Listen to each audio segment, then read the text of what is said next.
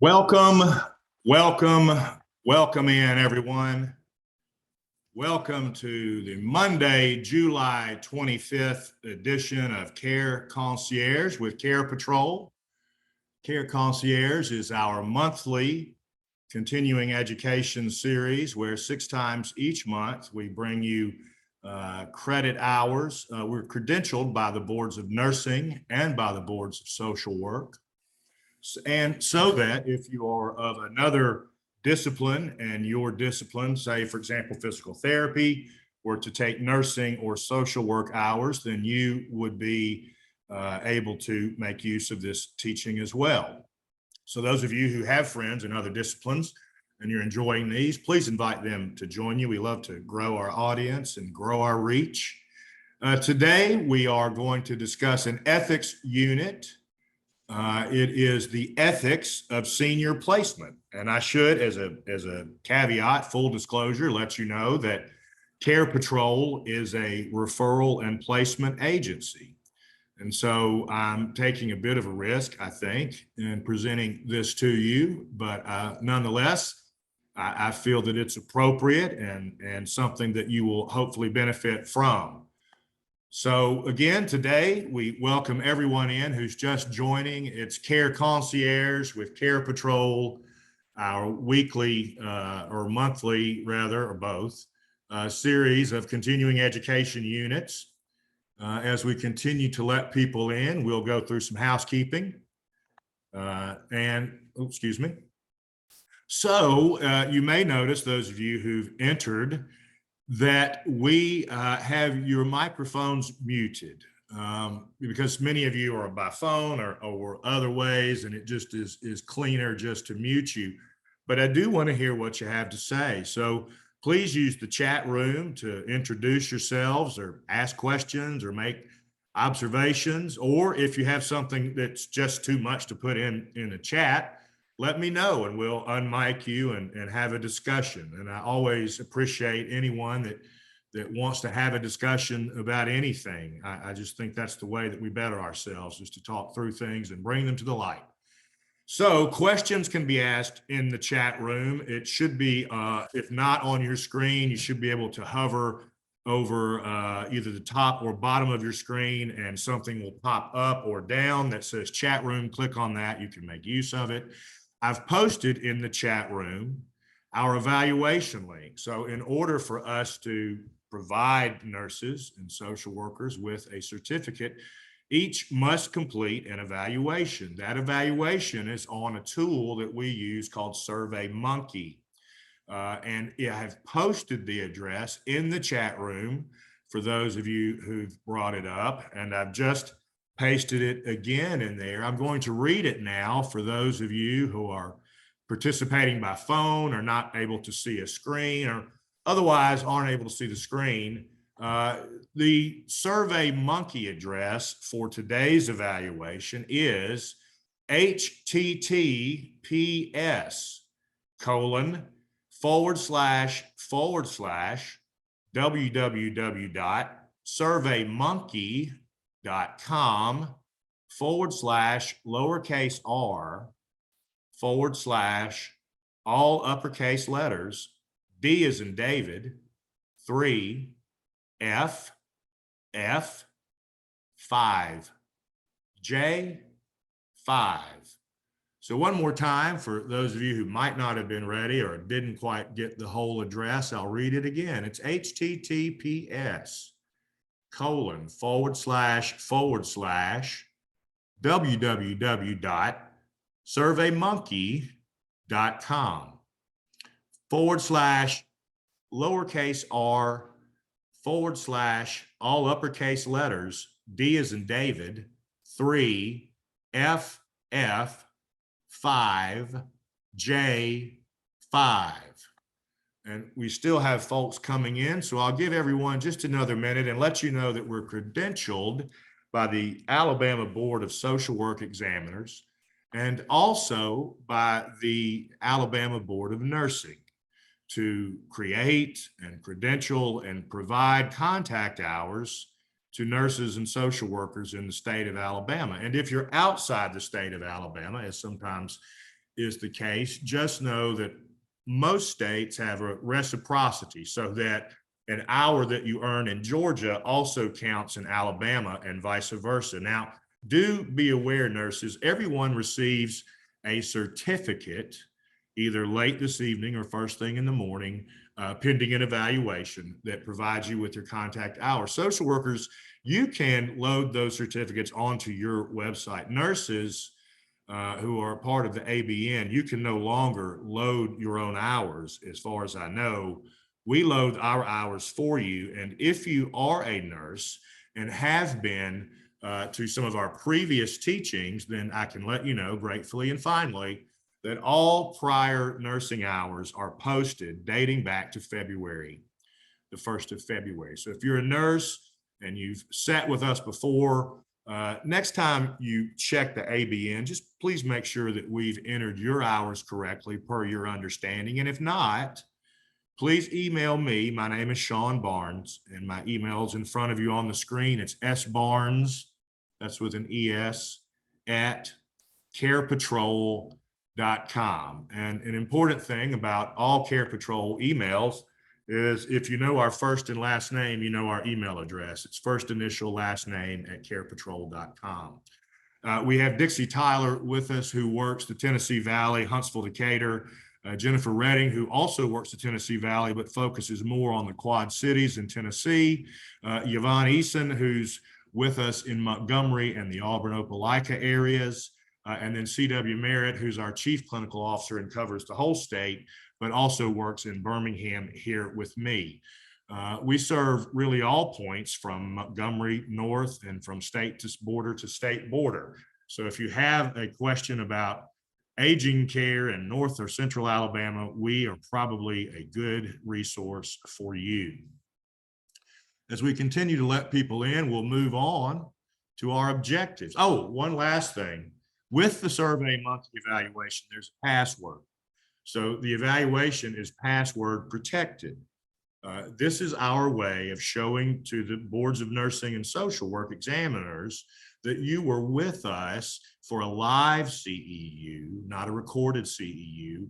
And we do that by password protecting our evaluation. We give the password out about 45 or 50 minutes into today's presentation so that we know you sat for it and then can do the evaluation and receive a live contact hour. So when you go to the link, just know there's a password and know that I'll be telling it to you later this afternoon. Our objectives today are threefold as we discuss the ethics of senior placement. First, we want to simply learn about the origins of assisted living in the United States. And then secondly, we want to then follow by learning about the online and local referral service options that are now present, the differences between them. And lastly, we want to ask at the conclusion of each unit whether or not you feel these entities act in an ethical manner and one that you feel would support you as someone in healthcare living by the ethics of the Board of Nursing or the Board of Social Work Examiners. So this is a hopefully an interactive presentation today, one in which we'll be asking y'all to think and to participate. And I hope that you will, and I hope that you won't be shy, knowing as you do that this is what I do.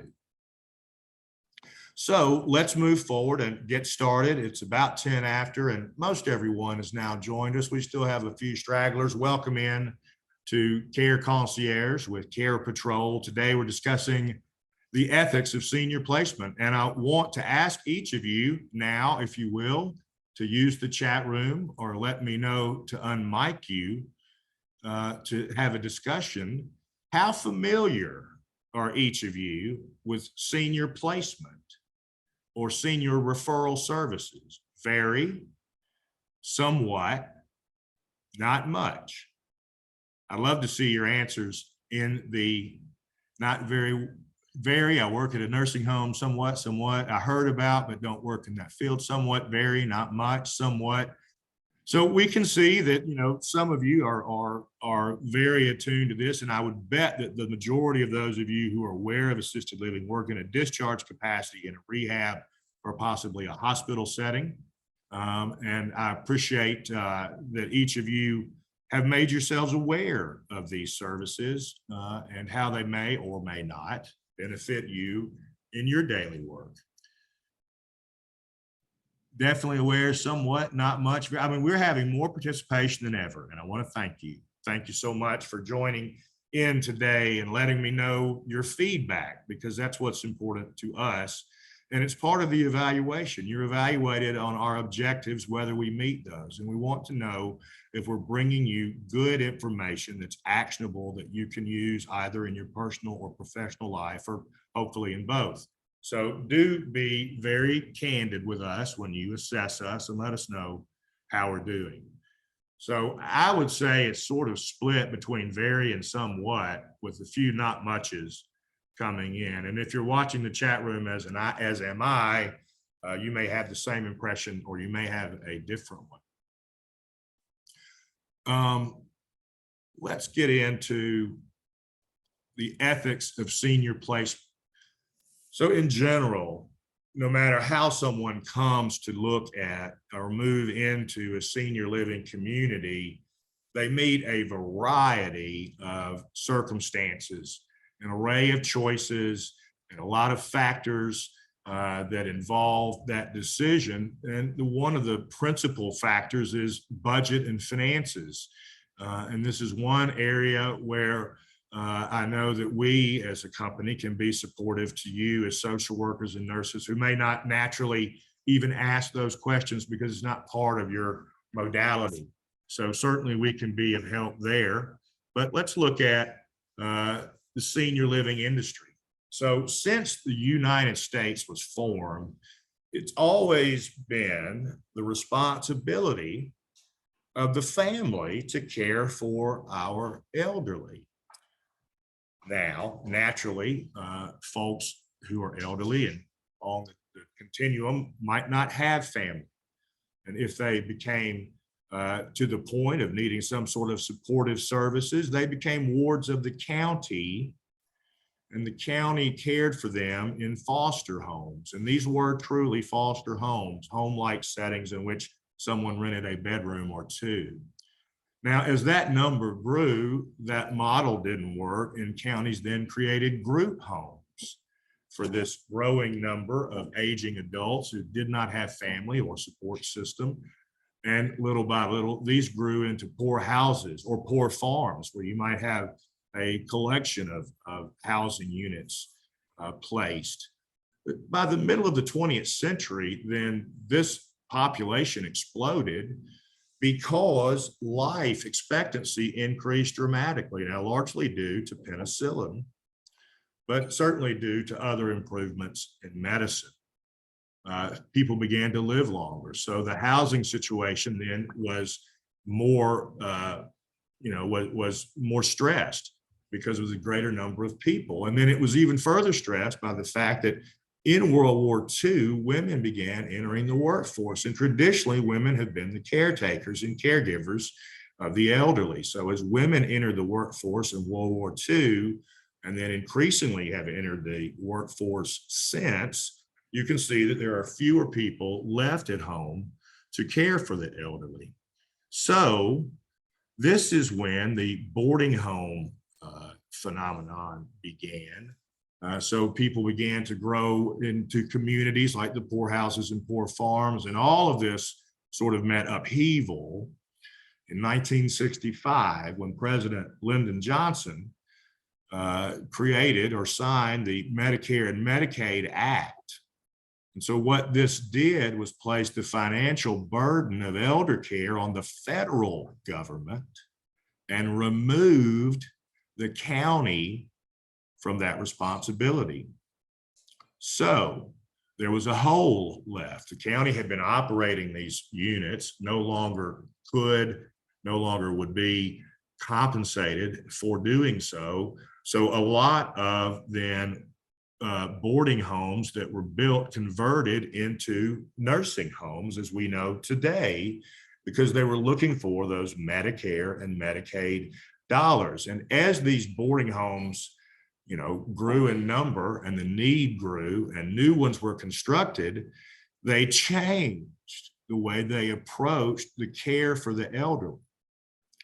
They created institutional-like settings in which the primary thought of ease or who would benefit from the structure was the staff caring for the elderly or aging or indigent persons, and not those persons living there. So they were removed, in other words, from a home-like boarding home atmosphere and placed into institutional-like, hospital-like settings as nursing homes were created to begin to chase, let's say, these federal Medicare dollars.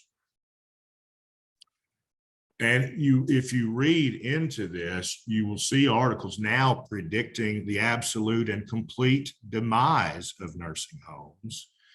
And the belief is that assisted living type residences will replace these over the course of the next 20 or so years. And if you look at the pressures on nursing homes just in the last 3 years with COVID and those that have failed, this doesn't seem too far-fetched.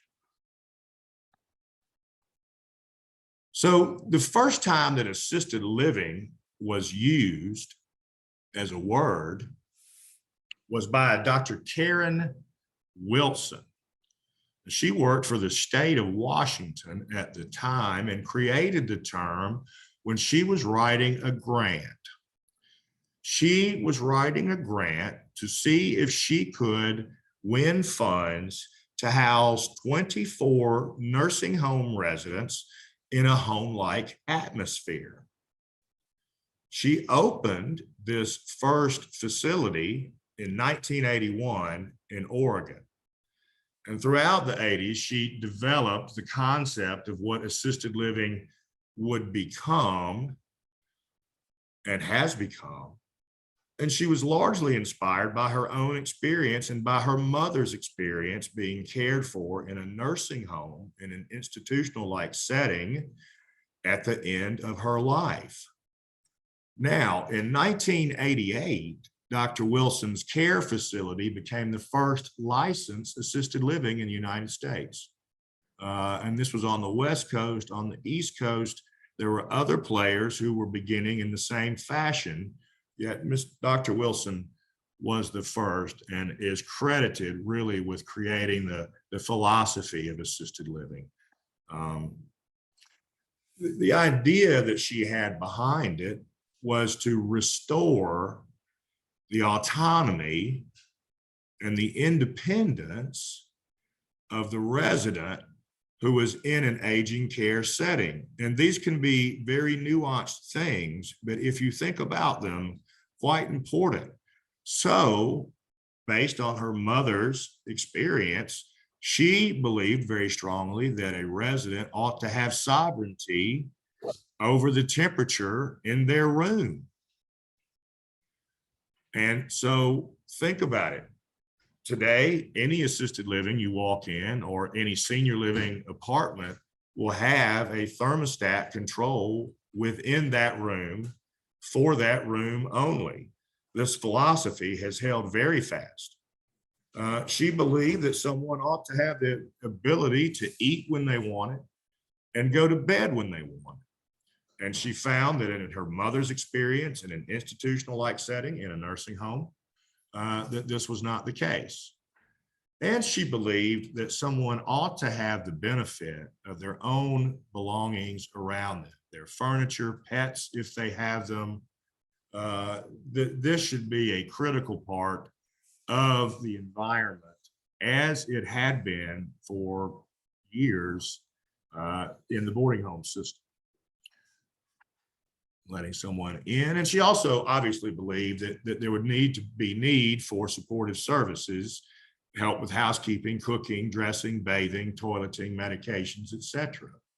So that's Dr. Wilson's vision for assisted living.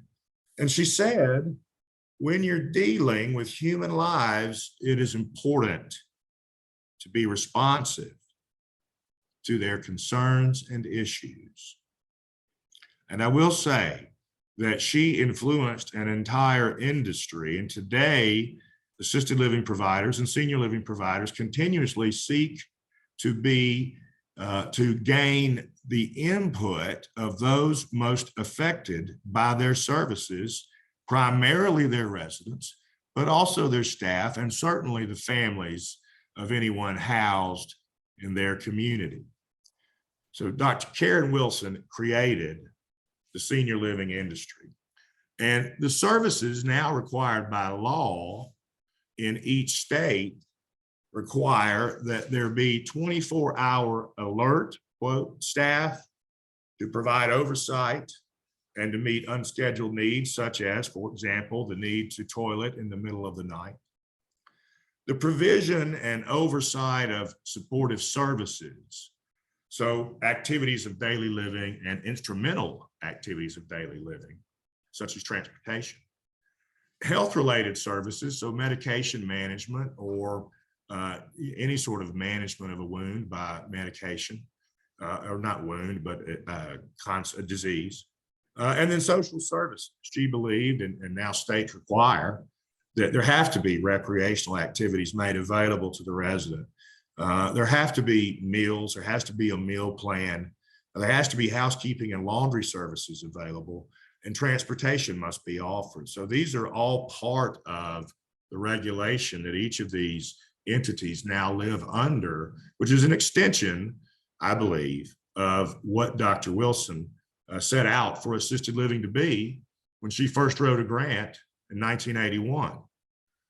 In the end, she champions that which I think all senior living communities would suggest they also champion, which is that the resident has the right to make choices and receive services in such a way that their dignity will be promoted, their autonomy will be respected, their independence will be intact, and their quality of life will improve.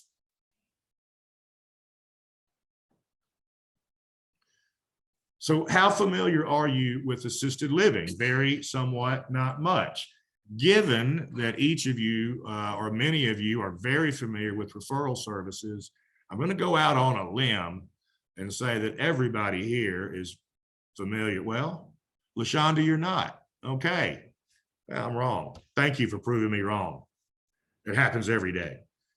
So how familiar are you with assisted living? Very, somewhat, not much. One, not much, the others are very, and everyone else is to somewhat, very.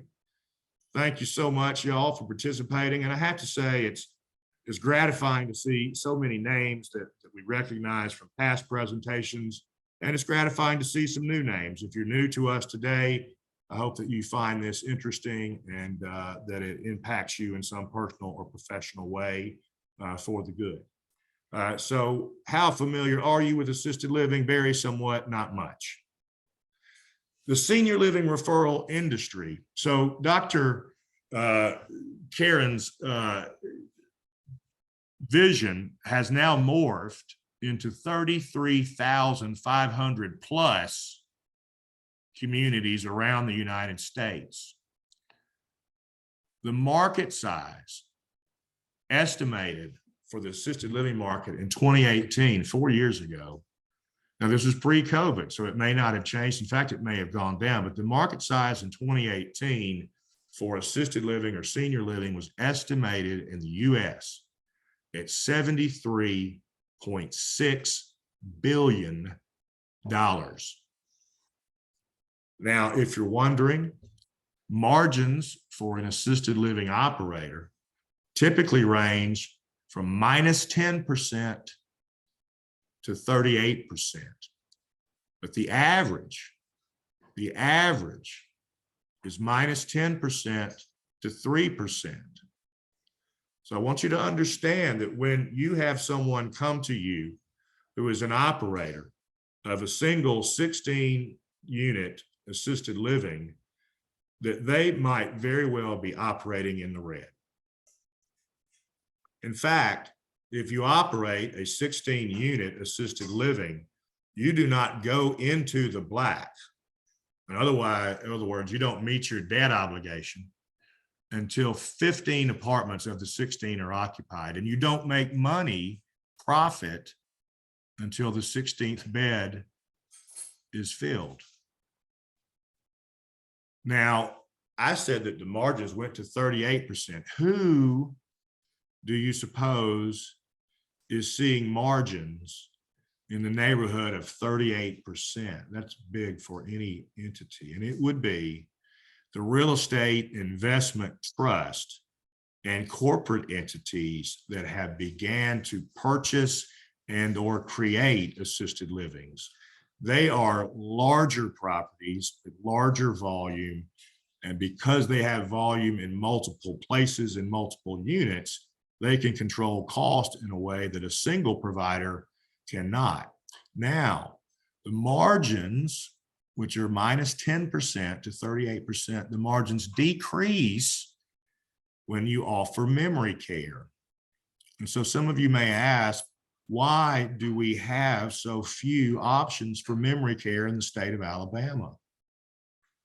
And I would tell you the answer is likely twofold. One rests solely with the state of Alabama. It is the fact that CONs in certain areas were locked or remain locked, or are hard to come by. But the other is that providers, unless they have the ability through a large community, cannot make memory care as profitable. So it really does come down to two things. One is whether or not there's a certificate of need available. The other is, can the entity profit by doing memory care? So we know that occupancy levels dropped in coronavirus, and they are beginning to come back in senior living, but just beginning. And each little outbreak that we have, such as the current one, slows that process. Here's the problem. Whichever model one operates, whether it is a large community with multiple units or a small community with 16 units, each of those units, depending on occupancy, will cost between $3,000 and $5,000 a month. In other words, if you have 16 units and you only have 15 full, you are, because you're not profiting by the 16th, in effect losing that $3,000 to $5,000. Does that make sense? And then when you say that resident stays, average length of stay is between 18 and 24 months. And so you can see that if you have a 16 unit property, that of those 16, you know that you will not have any of them in 2 years' time. Excuse me, y'all. Well, then the capturing of a new resident becomes all the more important. In fact, each day that room stays open, you're losing money in a very real sense. This is not me saying that in a dramatic way. It's true. The data shows it. So this is the reason then for the beginning of the senior placement industry. Assisted living operators and senior living operators are very happy to work with providers that do referrals, because it costs them less to work with an agency than it does to not do so. Do you see? So, referral services, in fact, can be of benefit not only to the community, but to the family, as referral agents and services can help narrow down what could be in some communities, not necessarily in Alabama, but in Baltimore, for example, a large list of providers. And in addition to any information that might be obvious that a family would be interested in, referral agents, wherever they hail from, probably have information or know what they don't know to ask. Does that make sense? And that might be things such as the pricing variables, the occupancy rates. Again, that's important. in a small unit because you want to make sure they're viable to continue to take care of your loved one. So you want to know the number of residents, the staff ratio to resident, the proximity to hospitals, et cetera, and any resident complaints. And referral agents can help save families money in a couple of ways. One, by not having them do multiple tours, taking time and gas, et cetera. But two, by helping them to understand what options or opportunities there may be for savings, or what grants or other things might be available to help them pay for care. And it can reduce that number of tours down, which also reduces the strain on the community provider because they're not touring folks unnecessarily. And the thing about any referral agency, whether it's an online service or a local agent, is you can cease working with them at any time. You don't have to continue working with someone just because you started. You can always tell them that you no longer wish their help and they will back off. And so there are really two types of referral services that are present in our market. There's the online model, which would be anything obviously on the web, in which anytime you might hit a search bar. And so how that might work to you as a potential client or family member or resident would be that you might search a senior living term online. You might even search maybe the name of a community that you've passed by, or that a relative was once in, or that someone mentioned. And as you type that in and hit go, everything that populates that top part of the page, and probably the entire front page of that search, is an online site. And you may then think, oh, aha, the name that I typed on came up first, and you click on that. But what you don't notice, don't pay attention, is that the site that you clicked on, which says it's the community you researched, actually is an online referral site. And it begins to capture your information, both by using cookies and often through a series of questions that are prompted in order to get you the information you seek, such as pricing, which is generally why people research communities. And so in some cases, these sites, without you completing or filling any field out, will take your information through use of cookies, your contact information, and add you as a client in the database. But most often people willingly give their information because, again, they believe they're on the site that they meant to research. Regardless of how that process unfolds, eventually you will get to a list that's provided. And that list is a listing of every community within a certain mile radius that offers senior living in any capacity. It could be a nursing home, it could be a memory care, it could be assisted living, but it will be any community within a certain mile radius. You will receive a list, and then you will be asked to call. You may receive a call from that online site who is attempting to follow up, answer any questions you may have, and hopefully to then set tours for you. But you may not receive a call from that online site. You will definitely receive a call, a series of calls from almost every provider on the list you are provided, because at the same time that you filled in information on a website, you, without knowing it, opted in to the online referral service, and your referral now has gone out to everyone in your community who is now calling you to set tours. And the interesting thing about communities is that when you call them, it is the rare community that actually gives pricing over the phone. The majority instead would encourage you to come in for a tour. And you might do that only to realize that your loved one can't afford that community. And if they had told you the pricing on the front end, you could have saved everyone's time. So you may or may not receive a call from the online site, but you will receive a number of calls from communities. Communities may not be the appropriate level or care or within the right budget line. It could be any number of things that are not fit.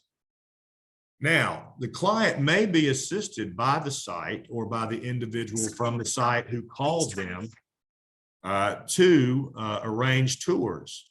The issue with this is that many times communities report that they were not made aware of the tour, so that the person using an online site showed up on a Saturday morning for a tour the day that the marketing director was not at work. And so there was no tour. This is not unusual. Now, you will stop receiving calls from this website or the online site once you've moved in. They will call you fairly routinely up until that time. The only way you stop receiving calls from the communities is to tell them point blank, we've made a decision, please stop calling. And that would be it. And mind you, this is not a disparagement of the communities. This is the job of the people who are entrusted to keep them full. Again, they have to stay full. So that person is expected to give you a call every 3 days or more, and to follow up and to report back to the online site their progress. And so you see, you caught in a bit of a web into which you may not have known you opted. So the online model to the community is this: the community contracts with the online provider referral service. The online service then begins to offer them near daily referrals, if not daily, and maybe 2 to 3 daily. About 2% of these ever move into the community. And so if you're getting 90 to 100 leads per month, you should expect from an online site to move in about 2. And that means that for 98 of those, you've spent some amount of time calling, logging your call, sending information, whatever it might be, returning a call, all of those steps you've been involved in, and you don't get the return. So the online service checks in, weekly, if not more often, to ensure follow-up by the community. And in some cases, communities' records are merged with the online sites. This would be, as I understand it, a very large provider, which will go unnamed today. The online service will set tour at the community, but does not often inform the community. And if the client becomes a resident of that community, one of the 2 out of the 100 who become a resident, the online site then sends an invoice for some percentage or some full amount of 1 month's rent and care cost. Now, these online referrals last forever. This is in the contract with the community, so that if someone today is kicking tires and thinking, I wonder if mom might want to look at assisted living in 5 years, then goes on an online site thinking you're on another site, or even opting in to go to a Place for Mom or caring.com or Seniors for Living or any number of other sites, then you would become a referral that if your mother then moved in 5 years later, having been discharged from a rehab, referred by a social worker, and having had no contact with the online site will still insist upon payment from the community. And if they don't pay, the community will be threatened with the pulling of the contract. So that is the relationship between the online providers and the communities. The pioneer of the online service is a Place for Mom. I expect that if I polled you now, every one of you would know a place for mom because you listen to the radio or watch television or somehow or another come across that website. They were founded in July 1999. So this is 18 years after the formation of assisted living, 11 years after the licensing of assisted living. A Place for Mom was founded in Seattle. And one of the pioneers of the placement, the local placement agent model, consulted with them. They ultimately chose an employee model with remote assistance. So in other words, if you are contacted by someone from A Place for Mom, they may or may not be in your city, and in most cases are not. They may be in the state, but not in your city, or they may be in Seattle, or they may be in Michigan, or they may be in Wisconsin. They could be anywhere, frankly. So they chose that model. And, you know, looking back, it's done okay for them. In 2006, so 7 years after they formed, they received $9.5 million in venture capital. And then in 4 years later, they were purchased for $40 million. In November of 2016, they purchased the competing online referral service called Our Parents. They also own and operate senioradvisor.com, which is a consumer ratings and review site, which also lists community information. And assistedliving.com is registered to A Place for Mom. And this is not all of the entities that operate under A Place for Mom. There are others. In addition, when you search for a community online, A Place for Mom will almost always be the first position in the search, and almost always the heading will be the name of the community you searched, and not say A Place for Mom or assistedliving.com or senioradvisor.com or any of those sorts of names, which might be a little more transparent. So in January of this year, 2022, A Place for Mom raised $175 million, and they're valuated at $1 billion.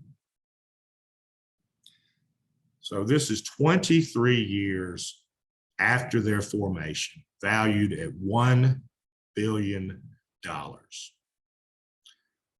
And I say this to let you know that this is an incredible monolith. These online services are very powerful and very wealthy, and they dominate senior living and will until something changes in the regulation of how folks operate when they're attempting to assist others. Regardless of which online service you are upon, you can bet that they were inspired by A Place for Mom, and in all likelihood, their service model is exactly the same. In December of 2017, there was a class action suit. It was brought against A Place for Mom for violations of the Telephone Consumer Protection Act. And basically what happened was this person got all of the calls I mentioned before and sued because he claimed he had not opted in. He won, or he reached a $6 million settlement. That settlement was voided. And so I'm not sure where the legality of this rests, but you can see that I think that once there's been a single lawsuit, there will be others. And if you look now, there are states that are starting to monitor these online sites as being possibly in violation of Federal Trade Commission guidelines or others. So do these online referral practices, these online sites that offer referrals, do they seem to you to be acting ethically? And by that, I mean by the standard that you put on yourself.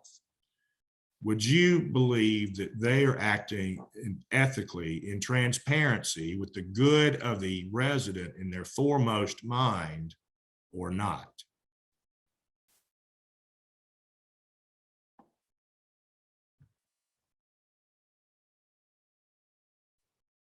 No, it seems to be the first of the no, because they forced you to accept cookies. True.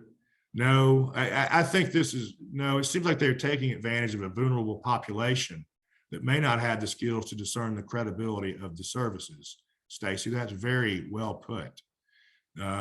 No. I thought that would be the case. Here's the test. The test is coming. So the senior placement industry itself predates A Place for Mom. And in its beginning, it had the intent of being a local-based model. So it originated in 1993, so 5 years after the first licensed assisted living. After the first licensed assisted living, Chuck Bongiovanni was a social worker in Phoenix, Arizona. At the time, he was working for a home health agency as a social worker, and it was his job that day to go and check on some folks who had discharged from the service to see how they were doing. He arrived at a nursing home, walked into the room, and a little lady sat on her bed and looked at him and said, "Get me out of here." He naturally said, "Well, why are you here?" And she said, "This is the only place my daughter knew about to put me." The password actually is 1993, as in senior placement originated in 1993. Thank you for listening as much as you could, Ashley. I hope that things go well with your client. So he knew as he drove home that day that a business was being born in his mind. He asked his employer if he were to take 2 months off and to try and start the business, if she would send him any leads that she might have. And she did. And that's been now 29 years ago. And the model that he created as a result of that meeting is the one that all local placement agents follow throughout the nation.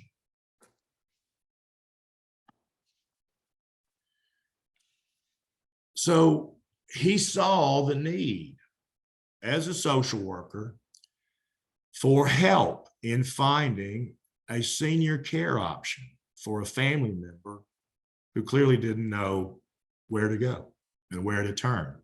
And he knew that in doing this, the system had to have a hands-on approach. So he had to meet her, as he did.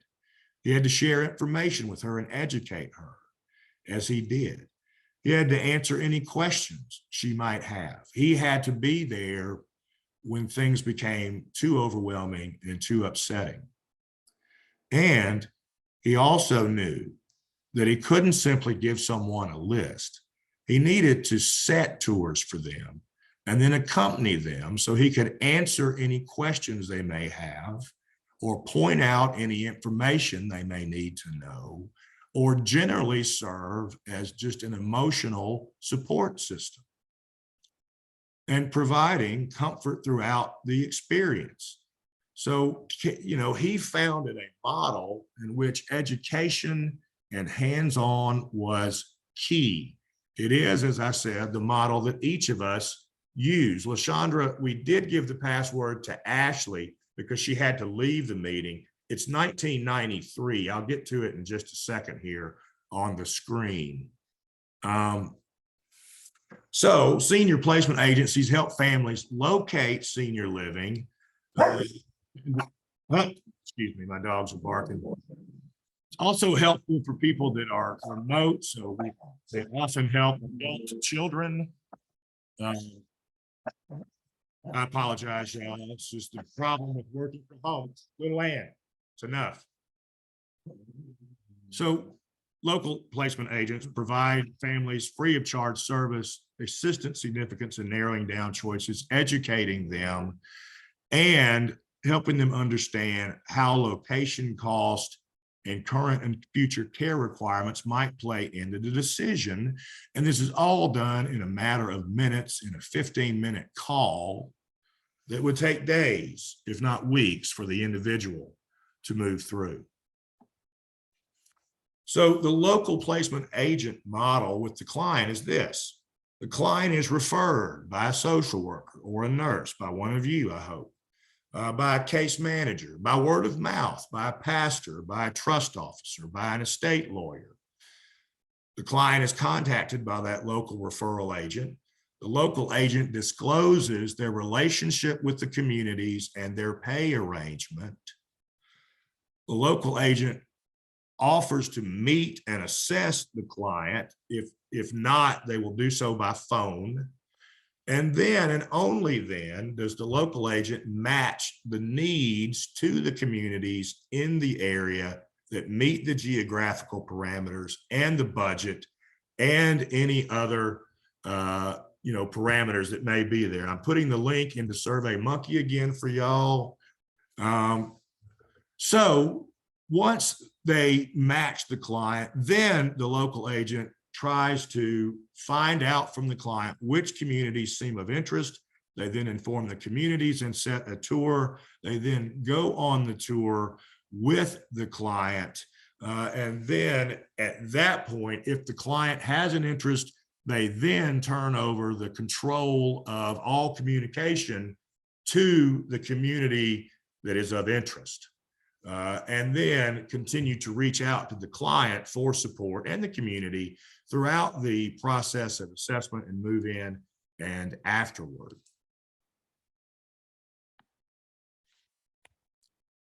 So with the community, the local placement agent provides provider contracts in the same way as the online sites.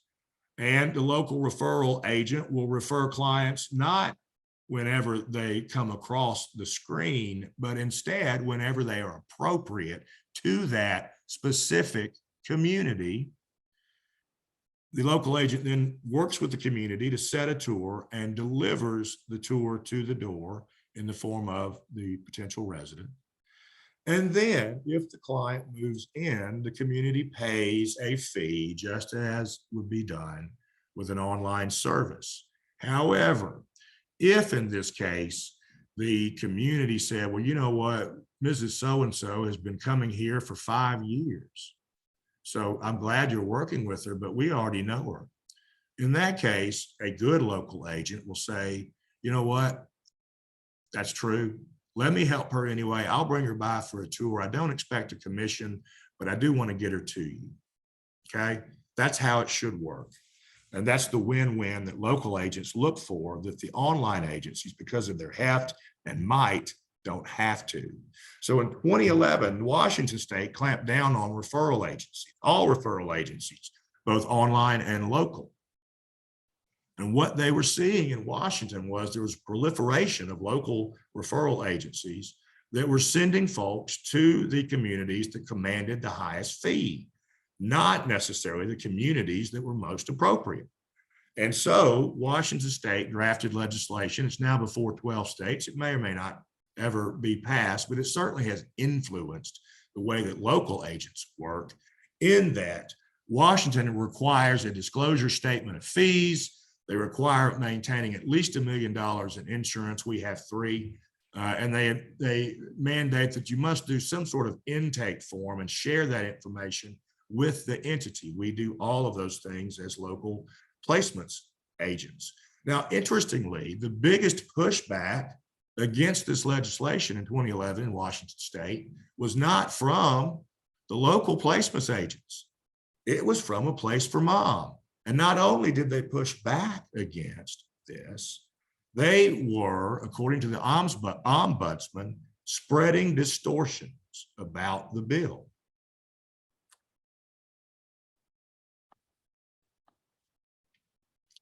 So let me ask y'all, do local referral and placement agencies seem ethical? And again, I ask you to compare this against the own ethics that you all use every day as you care for clients. Would you believe that a local and referral placement agency seem to be acting ethically if they are disclosing fees, if they are disclosing relationships, if they are disclosing to the community what needs to be disclosed to the community, and making only appropriate referrals, and by the way, not passing client information to every provider in the market, but instead holding it to themselves. So Missy, you're the single yes. In fact, you're the single response. Yo, thank y'all for starting to answer. I'm in Mobile. Emily Scott says the Care Patrol agent here has always acted ethically. That's Wendy Harris and Petra Perciavalle, and they are of the utmost ethical standards. I'm glad you believe that. With the proper disclosure, Stephanie, I agree. We always disclose in every conversation that I have with someone. Early in the conversation, I let them know how I'm paid, and I also let them know that if a building or community is appropriate for them in every way, with one exception, and that exception being that I'm not contracted, that I promise to show them that building, even though I will not be paid a fee. Now, there is a woman who is sometimes on our settings who knows me and knows this to be true. She asked me that question in 2012, and my answer was the same as it is to you now. We refer to the most appropriate community, not to the one that is going to pay us the highest fee. And I appreciate y'all agreeing with me, my assertion that we're acting ethically. So once again, everyone, the CEU password and code word is 1993. The year that senior placement originated. And so let's just wrap up. We're hitting the end of the hour. In 2012, an AARP study showed that 9 out of 10 aging adults wanted to stay in their home as they grew older. 9 years later, in 2019, a Harris poll reported 24% would now prefer to move into an assisted living community rather than continue living in their own home. Now, only 5% wanted to live with a family member, and of course 1%, or really less, would choose a nursing home. Now, of those 24% who said they would want to move into assisted living, the reason they said that was they want professional care services, professional care services. And this may speak to why the number of those wanting to live with family members is smaller, because there is necessarily, in most cases, a lack of professional training around care. Other reasons that folks mention for not wanting to stay at home or live with a member is simply to not be a burden, or to have a familiar, consistent surrounding. They're not traipsing between, the back bedroom and the downstairs playroom. And it's affordable. It's more affordable than in-home care, which is usually 2 to 3 times the cost of assisted living. And I think you may agree with me, now that we've had a discussion, that referral and placement agents, certainly those who are local and live locally and tour the communities locally, are overwhelmingly qualified to assist in this way. And it can make the process easier, which is our goal for our clients. So Lori says, yes, I've had success both personal and professionally with senior placement services. Thank you, Lori. And that's the end of today. So it's 2 minutes till. Thank you for sticking with us. The CEU code word again is 1993. I'm going to read one more time, as well as type into the chat room the SurveyMonkey address. It is https://www.surveymonkey.com/lowercase r/ all uppercase letters, D as in David, 3 F 5 J 5. That's our SurveyMonkey address. Our code word is 1993. Everyone will receive a certificate. ABN nursing hours will be posted to the ABN this week. Social workers, you can post your hours on your website. Thank you so much for being with us. Thank you for sharing these series with your colleagues and friends, and asking them to join you here at lunch. I hope it's a safe place for you, one in which you feel enriched and one in which you feel like you're ready to go out and face the day and to face the week. Again, we thank you for all that you do. Thank you for being here, and have a great week, y'all.